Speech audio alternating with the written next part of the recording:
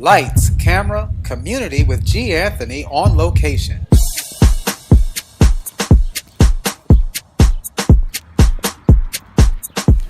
Community with G. Anthony traveled to Weeksville Heritage Center to experience media at its most creative. We viewed films and took part in a creative conversation that spoke to works presented by the artists Louisa Kersnia and Melvin Isaac. I'm G. Anthony, and I have been invited by Brooklyn Free Speech, a New York Emmy-nominated community television network, along with Kate Smirnova, to co-host Be Seen, a free film and TV viewing series that aims to amplify the voices of Brooklyn Free Speech producers at local hotspots throughout the borough. The Be Seen viewing series is a great way for Brooklynites to meet professional and aspiring media makers and get their film, television, or web series projects seen. Brick is honored to partner with Weeksville Heritage Center in presenting this art and media screening event from the Brooklyn Free Speech Program. Hi guys, nice to meet you. My name is Marvin. I'm the Visitor Experience and Education Manager here at the Weeksville Heritage Center, and we're so happy to have Brick yet again. Partnership with Brick has been amazing, and we can't wait to have them here today. Weeksville Heritage Center, Brooklyn's largest African American cultural institution, is a multi-dimensional museum dedicated to preserving the history of the 19th century African American community of Weeksville, Brooklyn, one of America's first free black communities. Weeksville, part of the present-day neighborhoods of Crown Heights and Bedford-Stuyvesant, was an independent free black community named for James Weeks. Weeks purchased property in 1838 along with other African American investors in order to create an intentional landowning community. Yeah, those are the houses date back to the 19th century. They all go in pretty much order all the way up to the 1930s. So it's a pretty amazing spot to come and actually view the houses. We always talk about them. Yeah. There's always something going on, but the history that's here is so rich that we like to get people to come in, take a walk through that history and understand what's going on with those homes.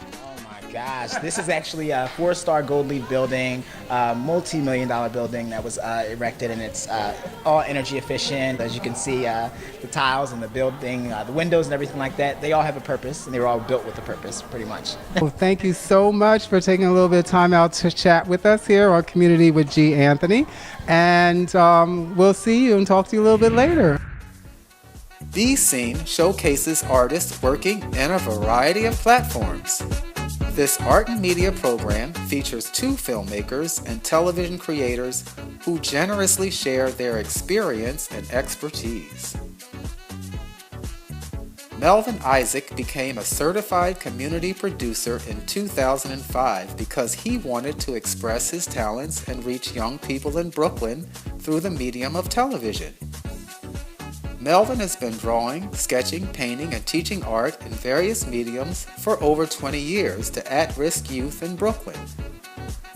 Recently, he started research in the history of the African American journey, which he is in the process of applying into his art and filmmaking. Tell me how you got involved with the screening today.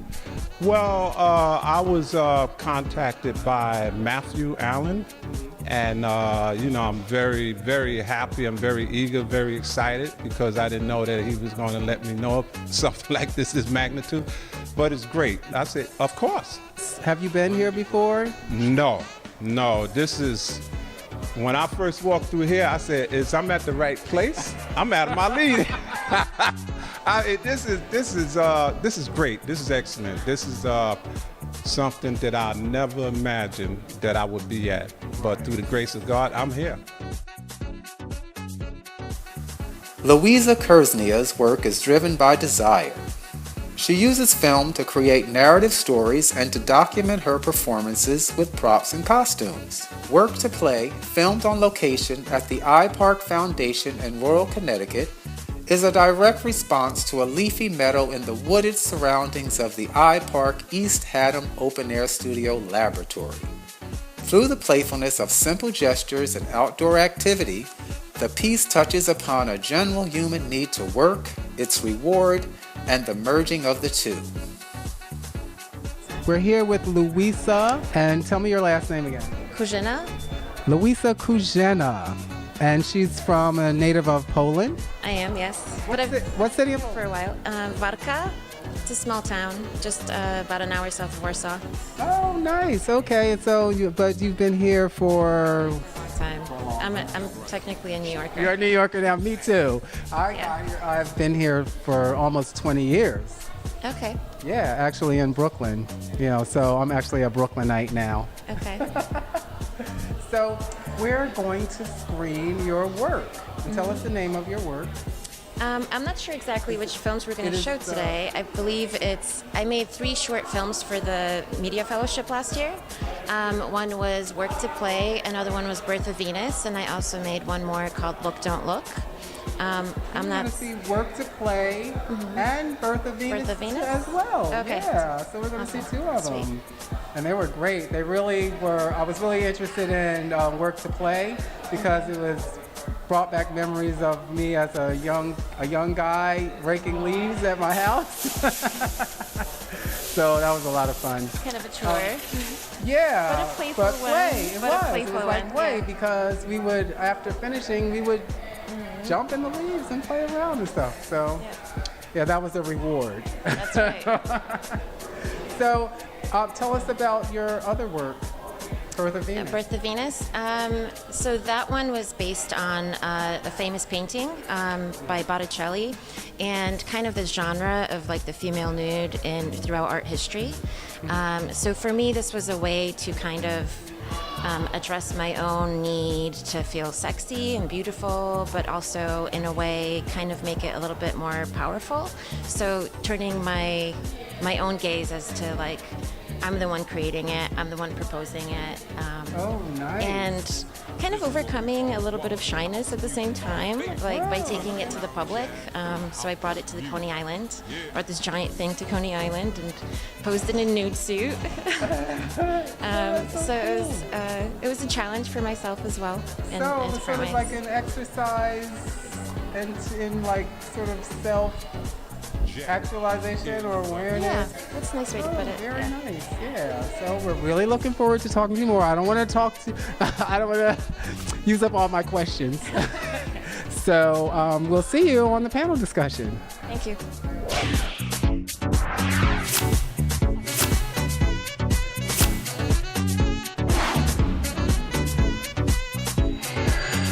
So Kate, here we are again at Arts and Media, but this time we're at the magnificent Weeksville Heritage Center in Brooklyn, New York. This place is just amazing. Oh, it's beautiful. It's so modern and sunny, and you just feel like you're in like a beautiful museum. Yeah, it is. It's like being in this super modern museum that surrounds this important piece of African American history from 1800 something or other, right? Yeah, I think so. I think that this was one of the very first neighborhoods for freed slaves that started opening businesses around here. That's right. We're so lucky to be here again, representing Brooklyn and Be Seen Arts and Media with Brick. Our favorite underground house music. Jazz in the house. Have a question? Call or email the Be Seen team at beseen@brickartsmedia.org.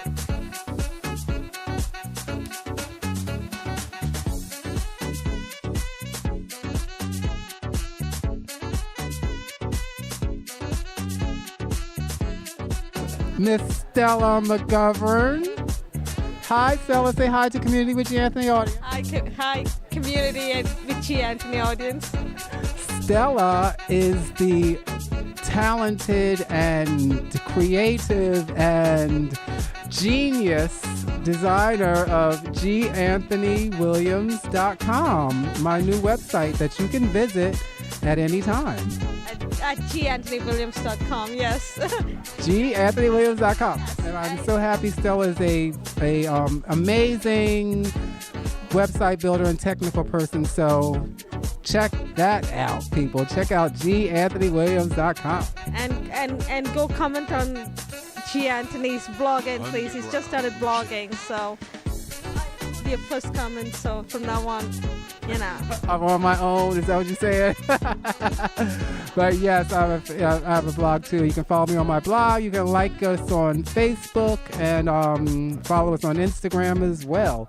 So thank you so much, Stella. I really appreciate it. You're welcome. It was a pleasure working with you. It really was. Yeah, thank you. You too. It was great. And we also have here another guest of the show and a friend of Community with G. Anthony, Mr. Alexander Holmes. Hello, hello. How are we doing today? Tell us about your projects that you work on, Alex. Well, right now I'm getting ready to put a documentary together. I'll probably get started on that in July. After that, probably around September, I'll be able to get back into Let's Talk, which is my weekly show that I do on YouTube. But you know, there's a lot of things happening, one person, a little bit of time, so we've got to prioritize. There's always demand for talent, always. Such is life, right? When you've got it, you've got it. Yeah, but you gotta share it. Unfortunately, we have to share it too. Exactly. So I definitely like what you did here today. You know, good energy, great interviews, you know, a little eccentric art, to take one word from one of the artists, you know, but it's good. It's always nice to be around different perspectives. So, you know, great work, great work. Thank you so much. We'll be seeing you soon in the future. All right. Okay, and we have another friend of the show, Miss Tamika. Tamika. Hi, my name is Tamika. I'm the CEO at From Mother's Garden. Tamika and I are going to be collaborating on some of her products, right? Yes, so we're actually going to be customizing lip balms to complement the shirts that you have on your site. So you'll be able to get our all natural and organic vegan lip balms in different colors, really vibrant, amazing, moisturizing, soothing lip balms. So look out for them on the website. Yep, thank you. And that's on my website with the ganthonywilliams.com and also on your website, which is FromMothersGarden.com. Thank you. Thank you for coming. Thank you.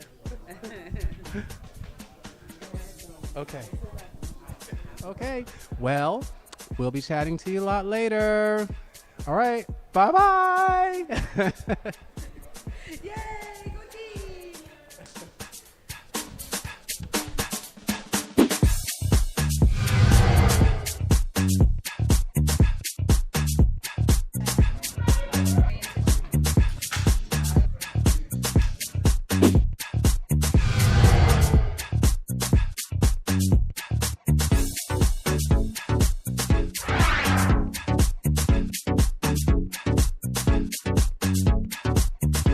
This is what we call quality house music, our favorite underground jazz and house music.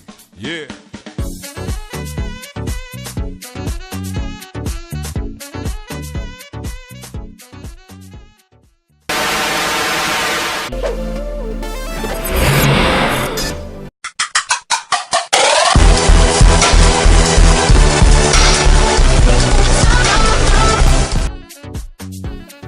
Community with G. Anthony visited sculptor Robin Antar in her Brooklyn-based studio gallery.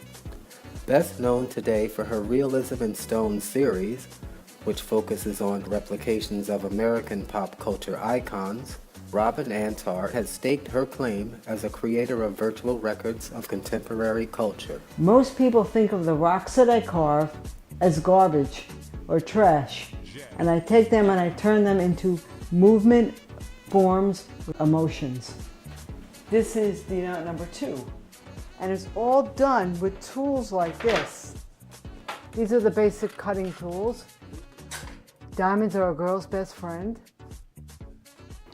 Well, what I carve is American icons, and it's a recording in history of what they are in 215, 216, whenever I carved them. What makes me do it? Because I did a hero sandwich. And I said, oh, that was so much fun to do a sandwich. So I says, oh, what's America? America is a hot dog. And what does everybody love? Lox and bagels. So I tend to go for the classic.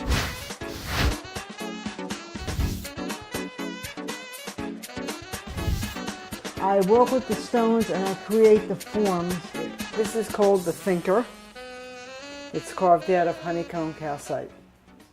I carve extremely aggressively. This piece is called Balancing Act. It's out of honeycomb calcite also. I go for my line. This is D knot number 1. I don't pitter patter. This is called competition of forms. How each form is going in a different direction. They're fighting for attention. Same thing what people do today. I'm very strict on when a piece leaves the shop. Like my bagel and wax was supposed to leave the shop 2 months ago. And I didn't like it, and I said no. And I busted the whole thing apart and redid it. So, as a carver, being a perfectionist, it has to pass my sniff test. If I don't like it, it doesn't leave. All the stoneworks are original and one of a kind. This jacket is carved out of a solid piece of limestone. The buttons are real buttons. The stitching is stone. What I do is I mix parts of the real with the fake, and it fools the eye. These are my jeans. This metal is the real metal. Real metal. This is stone. So I use part of the fake and part of the real, and it makes it look like it's real. That button is real. And that's a real label. And that's a real tag. This, I got hand lettered done by somebody because it's slightly smaller than the original pant. A heavy boot. This is carved out of a solid block of stone, and it's stained with my secret recipe.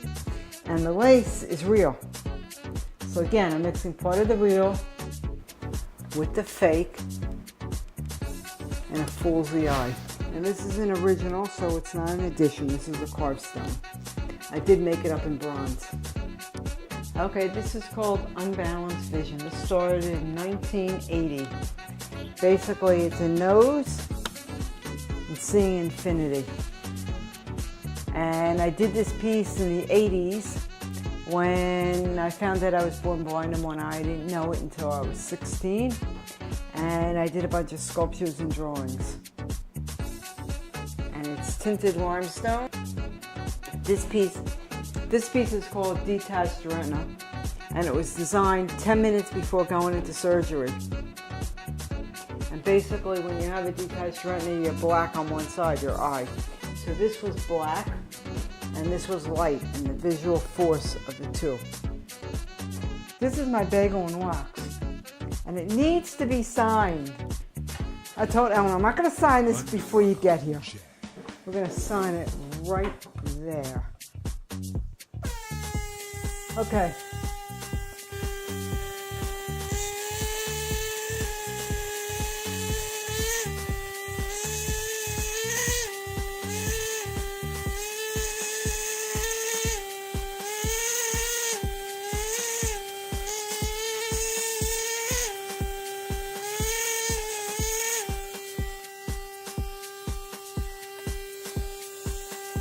This is limestone. This is fluoride. This is orange alabaster, not one of my favorite stones, but it's there because it worked. And this was a trick of some kind of Sculpey. So you want to bite a bagel?